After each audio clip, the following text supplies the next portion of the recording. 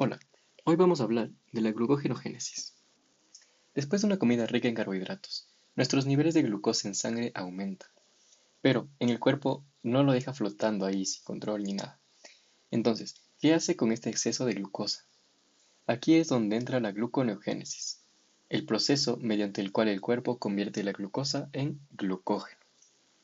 Por eso viene la palabra glucógeno y génesis de crear, de creación. Esta es una forma de almacenamiento de energía, el glucógeno. Este proceso ocurre principalmente en el hígado y en el músculo esquelético, como lo vemos aquí en órganos, permitiendo guardar la glucosa para usarla más tarde, cuando la necesitemos entre comidas o durante el ejercicio o en ayuno. La hormona clave aquí es la insulina y se activa cuando la glucosa está alta y estimula la ruta de almacenamiento. En este video vamos a ver el paso a paso de cómo se sintetiza el glucógeno, qué enzimas están involucradas y cómo se regula este proceso vital para mantener el equilibrio energético del cuerpo. Así que, como ya lo dije, tenemos en los órganos del hígado y músculos, como sustrato tenemos la glucosa, como producto tenemos el glucógeno, que es el que va a almacenar la energía de la glucosa. Cuando se la usa, cuando tenemos una buena alimentación postprandial, después de haber almorzado pero bien, la glucosa aumenta, entonces es lo que decía de la insulina. Luego, ¿qué enzimas son muy importantes aquí? La glucógeno sintasa. Y cómo se regula lo veremos al final. ¿Qué es importante de la gluconeogénesis?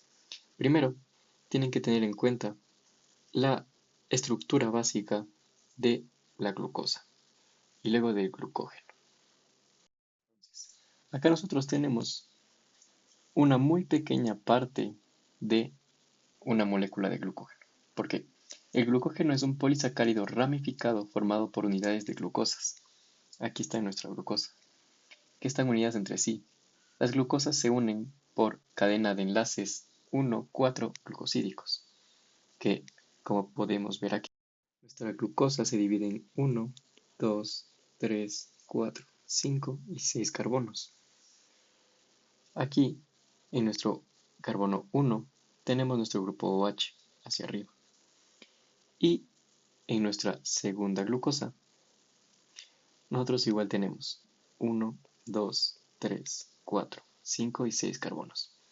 Y este se va a unir al enlace 1, carbono 1 y 4, porque está aquí el extremo OH. Vamos a ver las siglas R y NR. ¿Qué significan estas? R viene de reductor y NR viene de no reductor. Entonces, 1 siempre va a ser el carbono reductor y el carbono 4 el no reductor. El glucógeno crece del lado no reductor, o sea desde el carbono 4. Luego, como vemos acá, tenemos una ramificación que une el enlace el carbono 1 de una glucosa al carbono 6 de otra glucosa. Esto se da porque es una forma de almacenar más glucosa que esté compactada y que se libere más rápido cuando se necesite energía. Entonces, acá podemos ver la estructura básica de la glucosa, como les dije. Acá tenemos CH2OH. ¿Por qué acá no hay un OH? Porque al unirse los enlaces, el carbono 1 que tenemos acá, el OH, se va a unir al OH que está en el carbono 6, que estaría acá, pero lo quitamos para ya simular el enlace, que sería alfa 1, 6. Entonces, esta es una de las formas como que principales para entender cómo funciona la glucogenogénesis. Pero no nos vamos a complicar la vida estando dibujando todo esto, así que vamos a explicarlo de una forma mucho más fácil con dibujos que a mí por experiencia propia me han ayudado bastante a entender y a aprenderme cómo funciona. Así que vamos acá. Este es un gráfico que básicamente resume toda la parte de la gluconeogénesis, de la glucogenogénesis. Entonces, iniciaremos con nuestra glucosa. Aquí está. La glucosa la vamos a dibujar como si fuera una papa o una moneda. Y le vamos a poner cara. ¿Por qué? En la cabeza, en los ojos, va a estar el carbono 1 que teníamos acá. El carbono 1, el reductor. En la parte de la boca, el carbono 4, que igual lo vemos acá. El carbono 4. Y el carbono 6, que lo encontramos aquí, lo dibujamos como una manito. Entonces tenemos las partes importantes de la glucosa para entender cómo funciona. 1 en los ojos, 4 en la boca y 6 en la manito.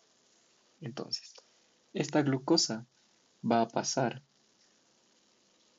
por una proteína llamada GLUT2. Es una proteína transportadora que hace que entre o salga de la célula la glucosa, el GLUT2. Ahora, tenemos acá nuestro glucosinasa. Si se acuerdan del video de glucólisis, teníamos dos tipos, la exocinasa y la glucosinasa. Cuando estemos hablando de glucosinasa, teníamos que tener en cuenta que estamos en hepatocitos o células beta pancreáticas. En este caso, diremos que estamos en el hígado, o sea, los hepatocitos. Entonces, tenemos nuestra glucosinasa, que la dibujaremos con este color morado. Ahora, la glucosinasa va a meter un ATP y va a sacar un ADP. Va a fosforilar, como su nombre lo dice, sinasa, fosforilar a la glucosa. Esto va a pasar a ser glucosa 6-fosfato. Como ya vieron en los anteriores videos, el color naranja representa el fosfato y está en la parte del 6, en el carbono 6. Por eso es glucosa 6-fosfato. Ahora, cuando nosotros tenemos nuestra glucosa 6-fosfato, esta, mediante una reacción reversible, o sea que puede ir o para adelante o para atrás, pasa a llamarse glucosa 1-fosfato. Porque a la célula no le gusta que el fosfato esté al último. ¿Por qué? No sabemos. La verdad es una de las formas en las que yo me aprendo cuando estoy estudiando estos temas, de que si la glucosa es 6-fosfato al final, siempre va a querer cambiarla al primer carbono o a otro carbono. ¿Y cómo cambiábamos de carbonos? Mediante una mutasa. En este caso se va a llamar fosfoglucomutasa, que es muy importante, que va a ser el cambio de glucosa 6-fosfato a glucosa 1-fosfato. Entonces, nosotros ya tenemos nuestra glucosa 1-fosfato. Esta, mediante la UTP, básicamente la UTP es como el ATP, pero en vez de la A a la U de uridina, mete un UTP a la glucosa 1-fosfato y saca un UDP. ¿Y cómo se va a llamar? UDP glucosa 1. Cuando ya nosotros tenemos nuestra UDP glucosa, esta va a hacer que, mediante la glucogenina, que es una proteína enzimática que actúa como cebador, o sea, forma como el primer núcleo, por así decirlo, para la síntesis de glucosa. O en vez de núcleo, póngale el primer bloque de una casa, del cual desde ahí va a empezar a formar glucógeno. Entonces, esta con la UDP va a autoglicosilarse, o sea que se une en sí misma con más glucosas, usando la UDP. La UDP va a sacar y sacar y sacar más glucosas. Entonces, aquí tenemos representado una de las formas como iniciales del glucógeno. Tenemos nuestra enzima glucogenina que se une mediante el enlace a las demás glucosas. Acá nosotros tenemos el enlace 1 y glucogenina. Es un enlace glucosídico porque no está unido a otra glucosa, como es el caso de acá, que aquí sí está unido al enlace 1,4. Entonces, una vez entendiendo que la glucogenina va a ser el primer como bloque para que se sigan uniendo glucosas mediante la UDP, podemos seguir hacia la glucogenosintasa, la enzima más importante de este proceso. ¿Qué va a hacer la glucogenosintasa? La glucogenosintasa la representamos aquí, como este rectangulito. En una mano, ella va a tener la glucogenina, que la representábamos acá. Tenemos la glucogenina en una mano y la UDP en la otra. ¿Y qué va a hacer? Va a crear glucógeno, como su nombre lo dice, mediante la glucogenina. Con la otra mano va a ir botando glucosas mediante la UDP. Va a ir botando glucosas, glucosas, para que sigan creándose ramas o enlaces lineales hacia arriba. Básicamente la glucogenosintasa es la que utiliza este UDP y la glucogenina, que hablábamos acá más grande. Ahora, esto es importante. La enzima ramificante 4,3 transferasa. ¿Por qué es importante esta? Esta, representada como esta muñequito como loco desquiciado, este va a tener un cuchillo. ¿Por qué? Porque este va a romper los enlaces 1,4 de las glucosas. ¿Para qué? Para empezar a crear ramitas. Entonces, este con una mano, con su cuchillo, va a romper uno de los enlaces 1,4, como ya lo habíamos visto, que 1 está en la cabeza y 4 en la boca. 1,4 lo rompe. Entonces, antes de pasar al siguiente paso, es importante decir que en su pierna tiene la glucogenina para que siga pues creciendo más la forma lineal de la glucosa. Cuando éste rompe los enlaces glucosídicos, con la otra mano va a coger todos estos de aquí y los va a pasar hacia un lado, hacia el carbono 6, para así formar un enlace alfa 1,6. Cuando forma este enlace alfa 1,6, ya nosotros tenemos nuestra primera rama de el glucógeno.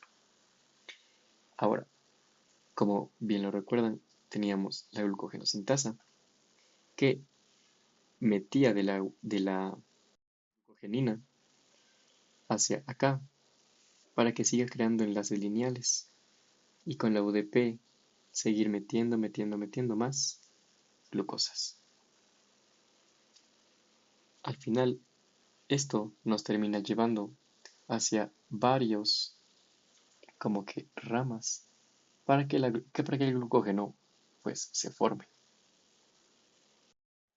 Y esta es básicamente la vía y los pasos en la que la gluconeogénesis funciona, con las enzimas importantes, la glucogenosintasa, la ramificante 4,6-transferasa, la fosfoglucomutasa y la UTP. Ahora, ¿qué es importante saber en la parte de la regulación? En la regulación, nosotros tenemos que dice que activa cuando hay una alza de insulina y una baja de glucagón. ¿Por qué? Nosotros ya comimos, nos alimentamos bien y hay bastante ya glucosa en nuestra sangre. Se activa la insulina, la cual va a llevar a nuestra célula la sangre, va a llevar nuestras glucosas de la sangre a la célula y el glucagón tiene que estar bajo, ya que como lo dijimos antes, este fabrica glucosa prácticamente. Entonces no necesitamos más glucosa. Para hacer que la insulina se active, manda la glucosa por el transportador GLUT2 hacia la célula. Aquí imaginemos que está la sangre. Entonces ya manda la glucosa y hace todo este proceso. ¿Para qué? Para formar el glucógeno. ¿Y por qué queríamos formar el glucógeno? Porque es una forma de almacenar la energía que captamos de la glucosa en sangre para usarla después en el ayuno o en el ejercicio intenso. Estemos en nuestros tiempos de receso de no comer, de almuerzo a merienda, en esos tiempos igual actúa la parte del glucógeno, porque sacamos la energía de ahí, del glucógeno, de la glucosa ingerida hace unas horas antes. Y así es como básicamente funciona la glucogenogénesis.